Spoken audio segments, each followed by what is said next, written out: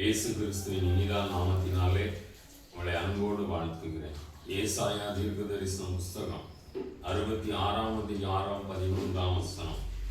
ஒருவனை அவன் தாய் தேற்றுவது போல நான் உங்களை தேற்றுவேன், நீங்கள் எருசலேமிலே தேற்றப்படுவீர்கள்.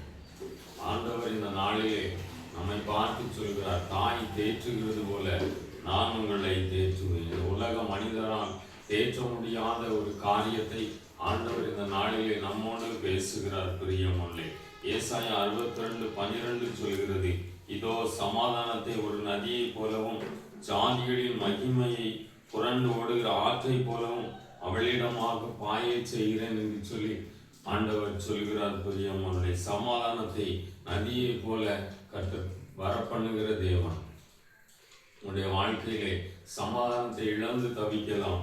ஆண்டவர் இந்த நாளிலே மெய்யான சந்தோஷத்தை சமாதானத்தையும் தரப்போகிறார். ஒருவனை அவன் தாய் தேற்றுவது போல நான் உங்களை தேற்றுவேன், நீங்கள் எருசலேமிலே தேற்றப்படுவீர்கள். இந்த நாளிலிருந்து ஆண்டவர் உங்களை ஆற்றி தேற்றி அரவணைத்து நடத்துகிற தெய்வமாய் இருக்கிறார். தேவன் தாமே இந்த வார்த்தைகளை ஆசீர்வதிப்பாராக.